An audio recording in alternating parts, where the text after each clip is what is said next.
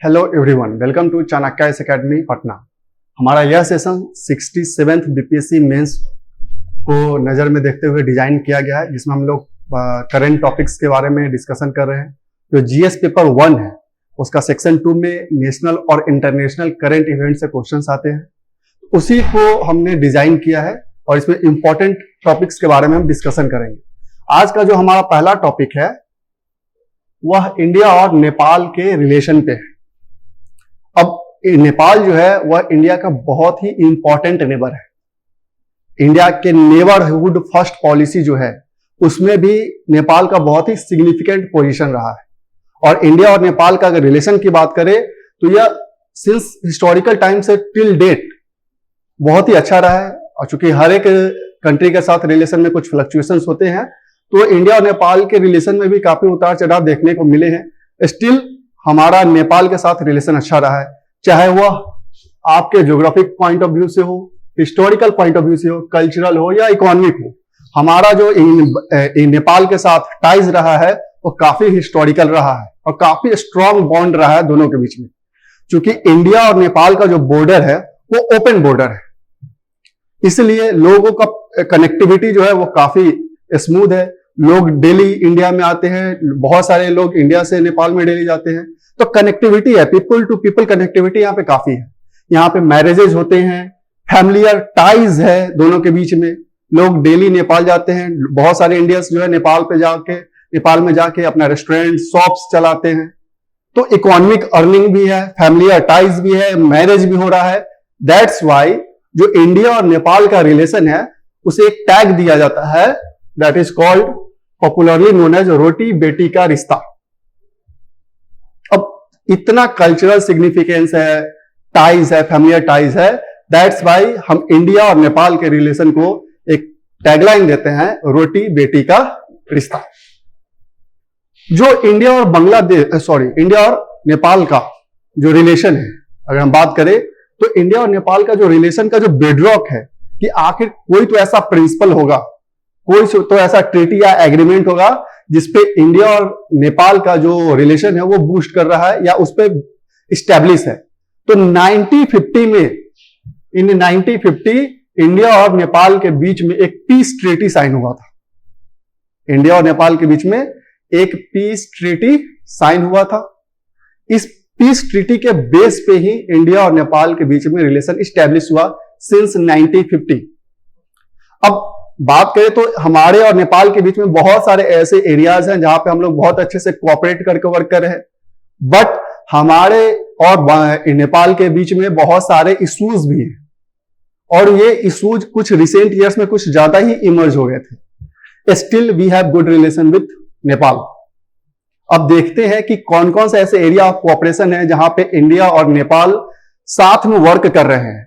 क्या economic significance है, क्या कनेक्टिविटी का सिग्निफिकेंस है। बहुत सारे ऐसे डायमेंशन है जहां पे इंडिया जो है वो नेपाल को असिस्ट कर रहा है उसके डेवलपमेंट पर्पस में।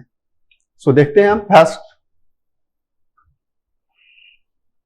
अगर एरिया ऑफ कोऑपरेशन की बात करें तो पहला जो एरिया है वह इकोनॉमी का देखें तो इंडिया जो है वह नेपाल का लार्जेस्ट ट्रेड पार्टनर है।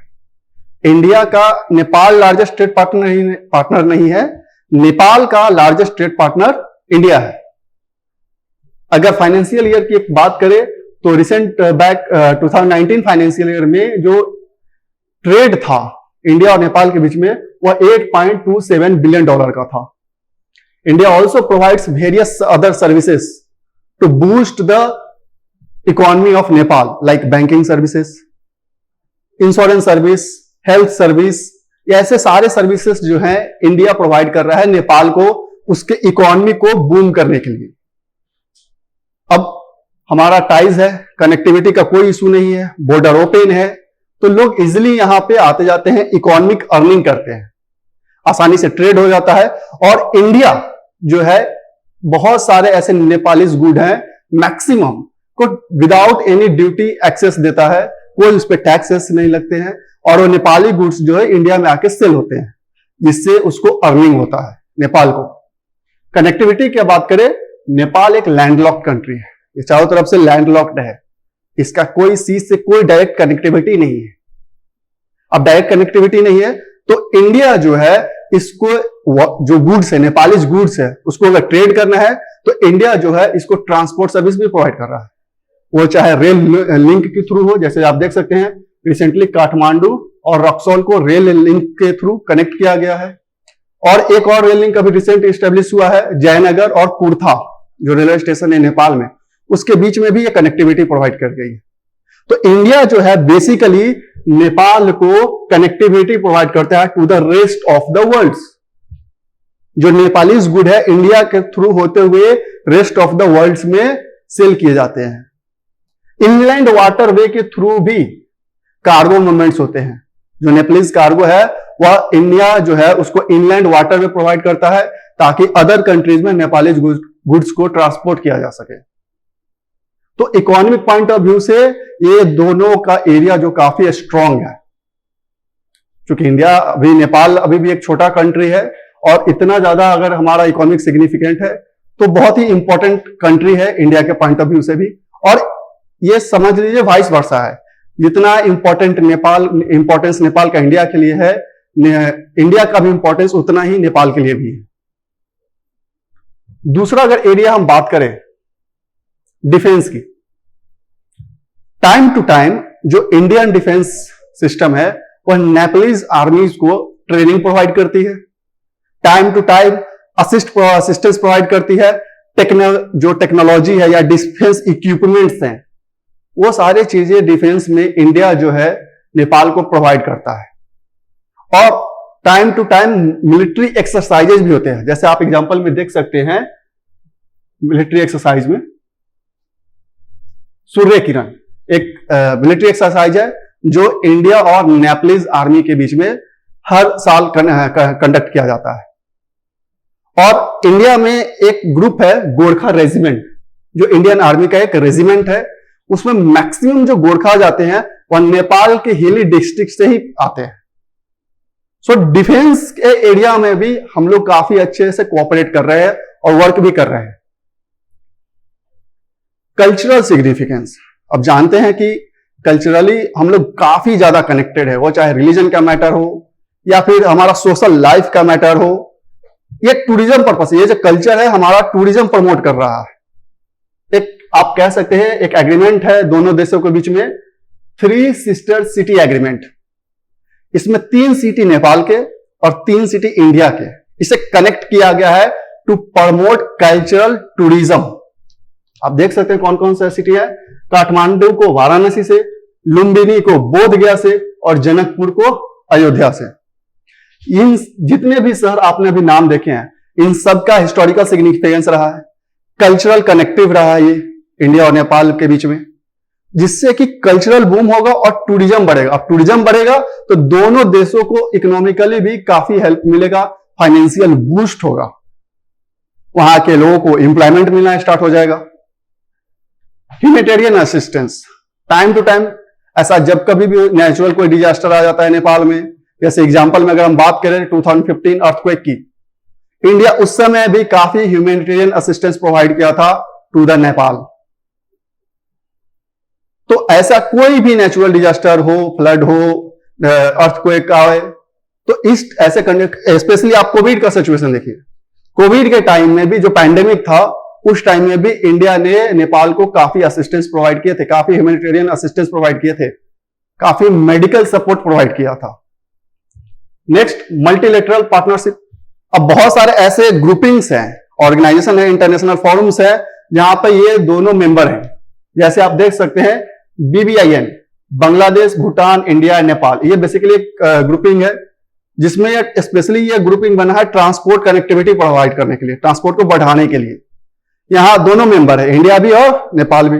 दूसरा देख सकते हैं BIMSTEC, bay of Bengal initiative for multi sectoral technical and economic cooperation, यहां भी दोनों मेंबर है।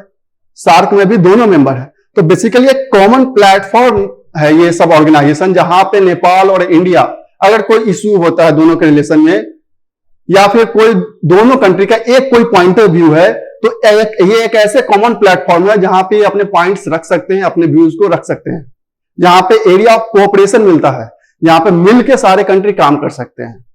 तो कुछ ऐसे ये ऑर्गेनाइजेशन है जो दोनों कंट्री साथ में शेयर करते हैं।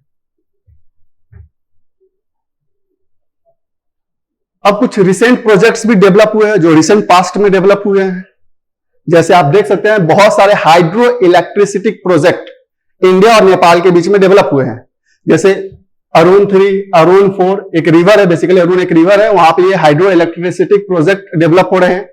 वेस्ट सेती प्रोजेक्ट, इस प्रोजेक्ट के लिए नेपाल ने इंडियन कंपनीज को कहा है कि आप यहां के इन्वेस्ट कीजिए।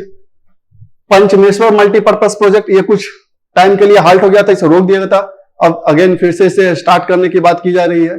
तो ऐसे बहुत सारे हाइड्रो इलेक्ट्रिसिटी प्रोजेक्ट है जो पावर सेक्टर को बूम करने के लिए दोनों देशों के बीच में इस्टेब्लिश किया गया है या फिर इसे रन करने की बात की जा रही है। एक कॉन्सेप्ट है दोनों देशों के बीच में, build own operate and transfer, boot. अब ये बेसिकली क्या है कि अगर कोई इंडियन कंपनी सपोज कर लीजिए कि नेपाल में जाके कोई रोड बना रहा है, तो उसको बेसिकली अब रोड बना दिया और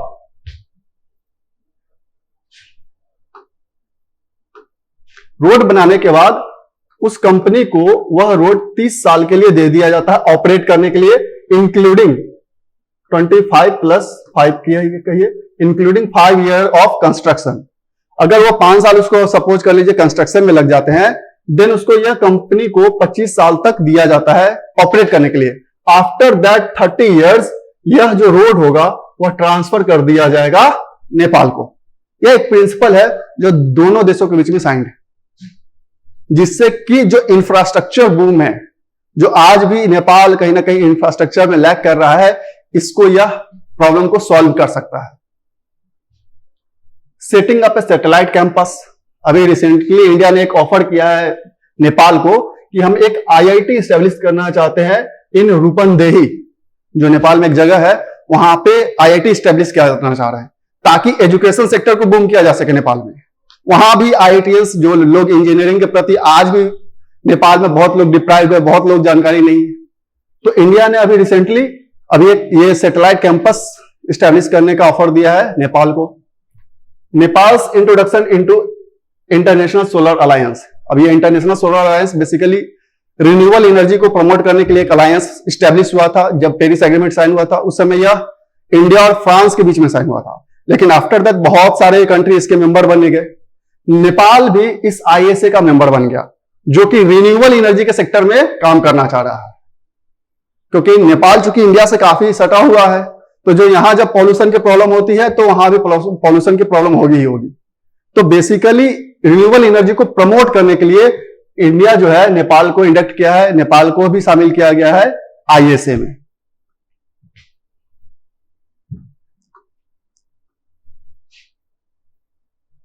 अब चैलेंजेस क्या है? बहुत सारे चैलेंजेस है। पहला चैलेंज आप देख सकते हैं टेरिटोरियल डिस्प्यूट्स। 98% जो इंडिया और नेपाल के बाउंड्री है वो डिमार्केटेड है। 98% कि मतलब क्लियर है कि किस एरिया से नेपाल का एरिया शुरू हो जाता है और कहां से इंडिया का एरिया शुरू हो जाता है। 98% डिमार्केटेड है, बट स्टिल इसके बावजूद भी हमारे साथ बॉर्डर डिस्प्यूट्स है। जैसे आप देख सकते हैं काला पानी बाउंड्री डिस्प्यूट। दूसरा एक आप देख सकते हैं ये सुस्ता का डिस्प्यूट है। ये सुस्ता बेसिकली आपके वेस्ट चंपारण में के साइड में पड़ता है और यह नेपाल के साथ बॉर्डर साझा करता है। तो इन दो एरियाज को लेके इंडिया और नेपाल के बीच में बॉर्डर डिस्प्यूट्स बने रहते हैं हमेशा। और ये आखिर इमर्ज कब हुआ? ये इतना रिसेंटली कैसे इमर्ज हो गया ये बॉर्डर डिस्प्यूट्स? तो बेसिकली 2019 में नेपाल जो है अपना एक नया पॉलिटिकल मैप रिलीज करता है और उस पॉलिटिकल मैप में ये जो एरियाज हैं, लाइक आप देख सकते हैं काला पानी, लिम्फोधरा, लिपू लेक जो कि उत्तराखंड में है, और जो सुस्ता है जो कि वेस्ट चंपारण डिस्ट्रिक्ट के आसपास में नेपाल के साथ बॉर्डर साझा करता है, उन सब एरियाज को नेपाल ने अपने मैप में दर्शा लिया, जिसके बाद से ये सारे बॉर्डर डिस्प्यूट्स इमर्ज होने लगे। दूसरा जो इशू है, issue with peace and friendship treaty. जैसा कि अभी हमने पीछे देखा था कि 1950 में एक पीस ट्रीटी साइन होता है और उसी पीस ट्रीटी के अकॉर्डिंग इंडिया और नेपाल का जो रिलेशन है वो आगे बढ़ता है। लेकिन अभी कुछ हाल फिलहाल में नेपाल का कहना है कि यह पीस ट्रीटी इंडिया के ही फेवर में है, सिर्फ उसको अब सस्पिशन की नजर से देखा जा रहा है। तो यह पीस ट्रीटी का भी रिलेवेंसी अब धीरे धीरे कम होने लगा है दोनों देशों के बीच में। डीमोनेटाइजेशन इरिटेंट, जब इंडिया में डीमोनेटाइजेशन किया जाता है, जब 500 के नोट्स, 1000 के नोट्स को डीमोनेटाइज कर देती है सरकार, उस समय नेपाल को काफी ज्यादा फाइनेंशियल लॉस होती है, क्योंकि एक लीगल प्रिंसिपल है कि इंडिविजुअली नेपाल में हर लोग लगभग 25,000 इंडियन रुपए रख सकते हैं। तो एक एस्टीमेट के अकॉर्डिंग जो नेपाल राष्ट्र बैंक है उसके पास उस समय 7 करोड़ था, और जो पब्लिक होल्डिंग थी वो 500 करोड़ थी इंडियन करेंसी में। जब नेपाल का जो राष्ट्र बैंक है वो इंडिया को कहा कि आप जो ये करेंसी आ चुके आप डीमोनेटाइज कर दिए हैं, तो नहीं ये इंडिया में तो चल नहीं पाएगा, तो इंडियन बैंक को बोला, इंडियन गवर्नमेंट को बोला कि आप ये जो बिल है हमारा इतना आप लॉस हो रहा है, आप उसको फुलफिल कर दीजिए, आप एक्सेप्ट कर लीजिए। But at that time India ने रिफ्यूज कर दिया। India refusal to accept demonetize bills with Nepal Rastra bank. Nepal Rastra bank ने अप्रोच किया इंडिया को कि आप भाई इतना जो आप डीमोनेटाइज किए हैं, लॉस हुआ है हमको, आप यह बिल को एक्सेप्ट कीजिए और हमको फुलफिल कीजिए, हमारे लॉस को फुलफिल कीजिए। But at that time India ने रिफ्यूज कर दिया। ये कुछ मेजर डिस्प्यूटेड एरियाज हैं। और जो चैलेंजेस में अगर आप देखें तो चाइना का इंटरवेंशन, धीरे धीरे जो नेपाल है वह इंडिया से ड्रिफ्ट होते जा रहा है। जितना पहले हमारा क्लोज टाइज था वो कहीं ना कहीं अब धीरे धीरे डिक्लाइन कर रहा है, और चाइना का इंटरवेंशन जो है वो बढ़ रहा है नेपाल में। चाइना नेपाल को कंसिडर करता है as a major partner in its BRI project, belt and road initiative project.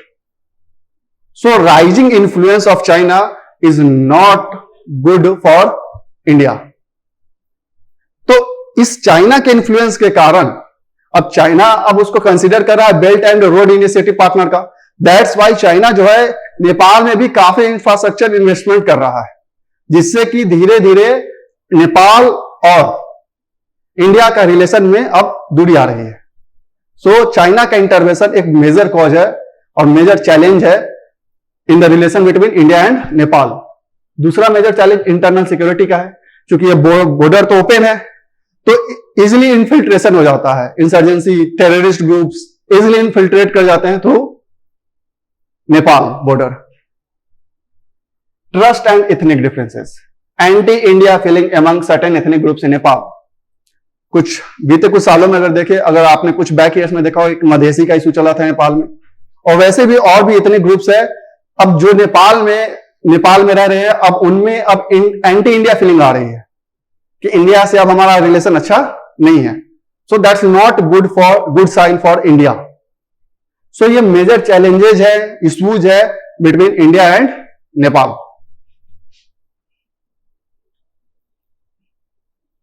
आज का हमारा दूसरा जो रिलेशन हम पढ़ेंगे इंटरनेशनल रिलेशन में, इंटरनेशनल इवेंट्स में, वो है इंडिया और Israel. Israel the most faithful partner और फेथफुल नेशन ऑफ इंडिया। हमारे और इंडिया और इजराइल के बीच में काफी ज्यादा रिलेशन में फ्लक्चुएशंस भी हुए हैं, बट स्टिल अगर हम कहें कि इंडिया का सबसे अच्छा पार्टनर कंट्री कौन है तो इजराइल रहा है। इजराइल के इस्टेब्लिशमेंट से लेके आज के डेट तक काफी उतार चढ़ाव देखने को मिले हैं इंडिया और इजराइल के रिलेशन में, लेकिन सारे कंडीशन होने के बावजूद भी इजराइल जो है इंडिया को हमेशा हेल्प किया है, और इंडिया भी टाइम टू टाइम इजराइल को हेल्प किया है। तो थोड़ा सा हम इसका हिस्टोरिकल बैकग्राउंड देखेंगे कि आखिर क्या था इजराइल का स्टेटस, आज इंडिया का स्टेटस क्या है, कहां कहां एरिया ऑफ कोऑपरेशन है, दोनों के बीच में बात करेंगे। तो इजराइल का एस्टेब्लिशमेंट होता है 1948 में। इसका फाउंडेशन होता है पैलेस्टीन से, इसको बाइफर्केट करके इजराइल को बनाया जाता है। But at that time India Israel का एस्टेब्लिशमेंट को रिकॉग्नाइज नहीं करता है, क्योंकि इजराइल का एस्टेब्लिशमेंट होता है on the basis of religious bifurcation, और चूंकि इंडिया खुद रिलीजियस बाइफर्केशन के आधार पर उसको बांटा गया था, तो उसके दर्द को यह जानता था। एट दैट टाइम जो इंडिया है वह इजराइल के फाउंडेशन को मतलब रिकॉग्नाइज नहीं करता है, क्योंकि इसे रिलीजियस ग्राउंड पे डिवाइड करके इसको एस्टेब्लिश किया जाता है। लेकिन 1950 में, फाइनली 1950 में India recognises the existence of Israel. India जो है 1950 में फाइनली इजराइल के एग्जिस्टेंस को रिकॉग्नाइज करता है, बट स्टिल रिकॉग्निशन के बाद भी इंडिया और इजराइल के बीच में कोई डिप्लोमेटिक टाइज, कोई एग्रीमेंट साइन नहीं होता है। और ऐसा नहीं कि 5-7 सालों तक साइन नहीं होता है, टिल 1991 इंडिया और इजराइल के बीच में कोई डिप्लोमेटिक टाइज साइन नहीं होता है। जब तक यूएसएसआर का डिसइंटीग्रेशन नहीं होता है तब तक दोनों के बीच में कोई एग्रीमेंट साइन नहीं होता है till the era of cold war. बात करते हैं 1953 का। 1953 में बॉम्बे में इजराइल का एक कॉन्सुलेट स्टैब्लिश होता है। अब इतने सारे फ्लक्चुएशंस बीते 3-4 साल में आ रहे हैं, बट स्टिल जब भी क्रूशियल टाइम रहा इंडिया के लिए, इजराइल ने इंडिया को हेल्प किया है। चाहे वह वॉर ऑफ 1962 हो, या इंडिया और पाकिस्तान का 1965 का वॉर हो, या बांग्लादेश का लिबरेशन वॉर हो, इन तीनों चारों वॉरों में जो इंडिया ने इनिशियली फाइट किया था, उस समय इजराइल ने इंडिया को काफी हेल्प किया था। इजराइल ने स्मॉल आर्म्स प्रोवाइड किए थे, डिफेंस इक्विपमेंट प्रोवाइड किए थे, और जो उसके इजरायली इंस्ट्रक्टर हैं उन्होंने भी काफी इंस्ट्रक्शन प्रोवाइड किए थे to the Indian armies at that time in all this 3 wars. Crucial weapons provide किए थे इजराइल ने। तो भले ही रिलेशन ऑन एन एवरेज था, बट क्रूशियल टाइम पे इजराइल जो है हमेशा इंडिया को असिस्ट किया है। अब 1992 में जब यूएसएसआर का डिसइंटीग्रेशन हो जाता है, तो यूएसएसआर के डिसइंटीग्रेशन से पहले तक इंडिया का जो डिफेंस अलाय था, मेजर डिफेंस अलाय, वो यूएसएसआर था। अब चूंकि वो डिसइंटीग्रेट हो गया था, तो इंडिया का कोई ना कोई डिफेंस अलाय चाहिए था जिसपे इंडिया निर्भर हो सके, क्योंकि उस समय हम लोग बहुत ज्यादा डिफेंस में एडवांस नहीं थे। तो 1992 में जब 1991 में यूएसएसआर डिसइंटीग्रेट हो जाता है, तो 1992 में फर्स्ट टाइम इंडिया और इजराइल के बीच में डिप्लोमेटिक रिलेशन बनता है। First time cold war era खत्म होने के बाद इंडिया और इजराइल के बीच में स्टेब्लिश होता है फॉर्मल डिप्लोमेटिक रिलेशन इन 1992। अब ये रीजन क्या था शिफ्ट होने का पॉलिसी, क्यों ऐसा हुआ? तो बहुत सारे रीजन थे। यूएसएसआर का डिसइंटीग्रेशन होता है, अरब जो कंट्रीज है वह इजराइल के साथ रिलेशन स्टेब्लिश करते हैं, और कश्मीर के मुद्दे पे इजराइल जो है इंडिया को हमेशा सपोर्ट किया है। कारण भी है पैलेस्टीन, जो जेरूसलम की बात करते हैं, यहां पैलेस्टीन को बात करते हैं। जब उसका बाइफर्केशन हुआ था तो वही रिलीजियस ग्राउंड पे हुआ था, और कश्मीर का मुद्दा इंडिया के फेवर में था। तो इजराइल जो है वह हमेशा ही सपोर्ट किया है कश्मीर के मुद्दे पे इंडिया को। और 2017 में फाइनली फर्स्ट टाइम कोई इंडियन जो पीएम है वो इजराइल विजिट पे जाते हैं, और वो थे हमारे प्रधानमंत्री मोदी जी। वो फर्स्ट प्रेसिडेंट है, इंडियन प्रेसिडेंट, जो इजरायली विजिट पे जाते हैं इन 2017।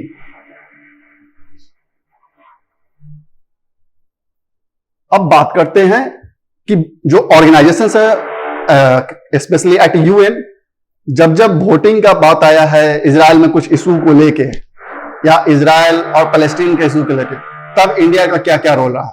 तो पहला अगर 2018 में बात करें, India voted against the recognition of Jerusalem capital of Israel. 2018 में यूएन में इंडिया ने इजराइल के अगेंस्ट में वोट कर दिया। वह जेरूसलम को रिकॉग्नाइज नहीं किया as a the capital of Israel, क्योंकि जेरूसलम जो है वह इस्लामिक पॉइंट ऑफ व्यू से काफी इंपॉर्टेंट है मुस्लिम लोगों के लिए। तो ये रिलीजियस जो कॉन्ट्राडिक्शन था, इसके कारण इंडिया जो है वो मतलब रिकॉग्नाइज नहीं किया जेरूसलम को as the capital of Israel. Reason, Jerusalem is a holy site with religious significance for Islam and Judaism. Declaring it as a capital of Israel would deny the Muslim community of access to Jerusalem। जैसे ही India अगर vote करता, और अगर Jerusalem को against में अगर vote नहीं करता और जेरूसलम को इजराइल का कैपिटल मान लिया जाता, तो वहां पे मुस्लिम को एक्सेस नहीं दिया जाता।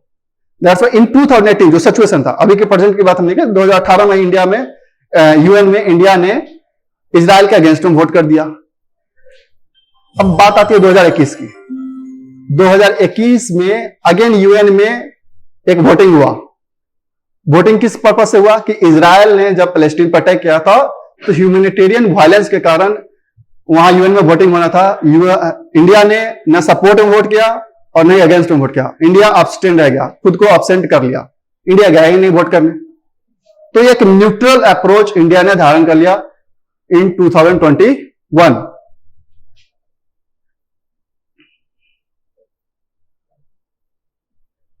अब बात करते हैं क्या क्या डायमेंशन है इनके रिलेशन का। तो बहुत सारे डायमेंशन है। पहला है डिफेंस का। Nearly 41% of Israel defence export are to India. Israel जितना अपना एक्सपोर्ट करता है डिफेंस इक्विपमेंट का, उसका 41% इंडिया में एक्सपोर्ट आता है। India buys more than 1 billion of equipment every year, और हर साल अप्रोक्स 1 बिलियन का इंडिया जो है वो डिफेंस इक्विपमेंट ब्रॉड करता है इजराइल से। सिप्री का एक रिपोर्ट है 2013-17 का, कि Israel accounted for 11% of India's arm import. India जितने आर्म्स इंपोर्ट करता है, चाहे यूएसए से करे या फिर रसिया से करे या किसी अदर कंट्री से करे, उसका 11% जो आर्म्स इंपोर्ट है वह इजराइल से ही है। तो आप कह सकते हैं कि अगर डिफेंस सेक्टर की बात आती है तो इंडिया का सबसे फेथफुल और रिलायबल पार्टनर इजराइल है। ज्वाइंट वेंचर डिफेंस प्रोडक्शन भी होता है, जैसे अबार्क जो कि सरफेस टू एयर मिसाइल है, फॉल्कॉन, तो ऐसे बहुत सारे प्रोजेक्ट्स है जो डिफेंस प्रोजेक्ट्स है जो दोनों कंट्री साथ में परफॉर्म करते हैं और साथ में ही डिफेंस इक्विपमेंट डेवलप भी करते हैं, चाहे वो डिफेंस का सेक्टर हो या स्पेस का सेक्टर हो, काफी दोनों कोऑपरेट करके काम कर रहे हैं। एग्रीकल्चर ये सबसे मेजर एरिया है दोनों कंट्रीज के बीच का कोऑपरेशन का। आप कह सकते हैं इजराइल जो है वहां चूंकि वाटर का प्रॉब्लम है, वाटर डेफिसिट है वहां पे, तो इजराइल को वाटर टेक्नोलॉजी और एग्रीकल्चर टेक्नोलॉजी में काफी एडवांस है। वहां पे ऐसा रिपोर्ट में कहा गया था कि इजराइल जो है अपने वाटर का 69% वाटर को रिसाइकल करके रीयूज करता है। वहां पे वर्टिकल फार्मिंग को प्रमोट किया जाता है, एक ही पानी से बहुत सारे खेती को कर लिया जाता है। तो ये जो टेक्नोलॉजी है in the sector of agriculture, वहां पे माइक्रो इरिगेशन का टेक्निक्स अलग है, तो ये सारे टेक्नोलॉजी जो है इंडिया जो है इजराइल से ऑप्ट कर सकता है और अपने एग्रीकल्चर प्रोडक्टिविटी को इनके इनहांस कर सकता है। सो इजराइल जो है हॉर्टिकल्चर सेक्टर में, फार्मिंग में, ऑर्चर्ड फार्मिंग में, इन सब में काफी एडवांस है और इंडिया जो है इनके साथ कोऑपरेट करके बहुत सारे टेक्नोलॉजी, वाटर टेक्नोलॉजी है, हार्वेस्टिंग टेक्नोलॉजी है, ये सब वो इजराइल से टेक्नोलॉजी ट्रांसफर करवा सकता है और अपने एग्रीकल्चर को बूम कर सकता है। तो यहां भी ये दोनों कोऑपरेट करके काम कर रहे हैं। In the field of research and development, अगर रिसर्च एंड डेवलपमेंट की बात करें, जैसा कि डिफेंस में है कि दोनों इक्विपमेंट पे वर्क कर रहे हैं, वैसे ही रिसर्च और डेवलपमेंट के फील्ड में भी इजराइल और इंडिया जो है कोऑपरेट करके वर्क कर रहे हैं। जैसे आप देख सकते हैं in the industrial research and development and technological innovation fund, एक फंड है I4F, बेसिकली इसे सेटअप किया गया है for the research in the field of water, agriculture, energy and digital technology to encourage joint products that convert know how into so how. देखिए आप ये जो स्टेटमेंट्स है आप अपने आंसर में अगर आप डालते हैं तो ये आपके आंसर्स को एक अलग वेटेज देगा। जनरली सबको लिख सकता है कि हाँ एग्रीकल्चर में इजराइल और इंडिया का ये कोऑपरेशन है, लेकिन ये कुछ कुछ स्टेटमेंट्स हैं और कुछ कुछ जो मेजर वर्ड्स हैं आप इसे यूज करें ताकि आपके आंसर को एक अलग वेटेज मिले। तो बेसिकली ये I4F जो फंड है स्टैब्लिश किया गया for research and development in various fields to encourage know how to show how, knowledge को कैसे शो में बदलना है, ये बेसिकली साइन किया गया है इस फंड को रिसर्च पर्पज से, कि अपने नॉलेज को इनहांस करने के लिए, अपने नॉलेज को अल्टीमेट दुनिया के सामने लाने के लिए। तो इंडिया और इजराइल काफी इस पे वर्क कर रहे हैं। अब है इकोनॉमी की बात। इकोनॉमी में देख सकते हैं कि हमारा जो ट्रेड है वो $5.65 बिलियन का रहा है। बैलेंस ऑफ ट्रेड यहां भी इंडिया के फेवर में ही रहा है, मतलब इंडिया एक्सपोर्ट ज्यादा कर रहा है और इंपोर्ट कम कर रहा है। तो कहीं ना कहीं जो हमारा जो ट्रेड पर्पस है वह इंडिया के फेवर में ही रहा है। लगभग $1.8 बिलियन का इंडिया का फेवर में यह ट्रेड रहा है। सबसे ज्यादा अगर ट्रेड इंडिया और इजराइल के बीच में किसी चीज का होता है वह है डायमंड्स। टोटल जो आपका ट्रेड इंडिया और इजराइल के बीच में था उसका 40% ट्रेड डायमंड्स का ही होता है। और इंडिया जो है इजराइल का 3rd लार्जेस्ट ट्रेड पार्टनर है इन एशिया और ग्लोबली जो है 7th लार्जेस्ट ट्रेड पार्टनर है। बट स्टिल जो हमारा पोटेंशियल है ट्रेड का इजराइल के साथ वो काफी कम है। हम इसे और बढ़ा सकते हैं खासकर एग्रीकल्चर सेक्टर में, क्योंकि डायमंड ही 40% है, मतलब बाकी जो ट्रेड है वो काफी नेग्लिजिबल है। स्पेस कोलैबोरेशन दोनों रिसर्च कर रहे हैं, जैसे बहुत सारे एग्जांपल में आप देख सकते हैं टेक्सार है, रिसैट-2 है, रडार। यहां पे ये दोनों कंट्री काफी कोऑपरेट होकर स्पेस सेक्टर को बूम कर रहे हैं। जो इंडिया का लॉन्च व्हीकल है PSLV वो काफी इकोनॉमिकली वाइएबल है, काफी सस्ते दाम में ही वो लॉन्च करती हैं। तो इजराइल जो है बहुत सारे अपने जो स्पेस सैटेलाइट्स है वो इंडिया की हेल्प से भी लॉन्च करवा रहा है। अब एरिया ऑफ कंसर्न, क्या क्या एरिया ऑफ कंसर्न है, कुछ चिंता का विषय भी है। पहला देख सकते हैं bilateral trade and investment still below potential. जैसा कि हमने देखा कि वो $5 बिलियन का भले ही ट्रेड है लेकिन वो कहीं ना कहीं हमारे पोटेंशियल से काफी कम है, काफी कम है। ट्रेड है स्टेगनेंट हो चुका है, mainly confined to diamonds and defence. Free trade agreement talks has stagnated. जो एफटीए है वो कहीं ना कहीं इंडिया और इजराइल के बीच में स्टैग्नेंट हो गया है, रुक गया है, और हमारा ट्रेड टाइज स्टैग्नेंट हो गया $5 बिलियन के अराउंड। और जो मेजर ट्रेड जो हम इक्विपमेंट कह सकते हैं वो डिफेंस का है या फिर डायमंड का है। जो बाकी ट्रेड होने चाहिए वो प्रमोट नहीं हो रहे हैं। सो यह एक एरिया ऑफ कंसर्न है बिटवीन इजराइल और इंडिया। ह्यूमन राइट वायलेशन, जब इजराइल ने पैलेस्टीन पर अटैक किया था तो ये डिफिकल्टीज थी, और इंडिया देखा, जैसा कि हमने देखा था 2021 में अब्सटेन हो गया था यूएन वोटिंग में। सो ये सब कुछ इशू है, और सबसे बड़ा इशू है कि इंडिया इजराइल का जो क्लोज टाई है वह चाइना के साथ बढ़ते जा रहा है, और चाइना जो है हमेशा इंडिया का एक राइवल कंट्री रहा है। तो इजराइल और चाइना का जो नजदीकी बढ़ना इंडिया के लिए कंसर्न है, बहुत बड़ा कंसर्न है। जो फॉर्मर प्राइम मिनिस्टर थे इजराइल के, पीएम नेतन्याहू, उनका एक बहुत बड़ा स्टेटमेंट था, IT into I2T2, Indian talent into Israeli technology equal to India Israel ties for tomorrow. India के पास टैलेंट है और इजराइल के पास टेक्नोलॉजी है। अगर इन दोनों को मल्टीप्लाई किया जाए then we develop India Israel ties for tomorrow. तो हम इंडिया और इजराइल को कल के लिए जो उनका कोऑपरेशन है उसको बढ़ा सकते हैं, उनके टाइज को बढ़ा सकते हैं। तो ऐसे कुछ स्टेटमेंट्स हैं, अगर आप अपने आंसर में यूज करें तो डेफिनेटली वो आपके आंसर को बूम करेगा। So that's all for today. आपको आई होप आपको यह सेशन अच्छा लगा, आप हमें कमेंट में जरूर बताएं। So thank you for today.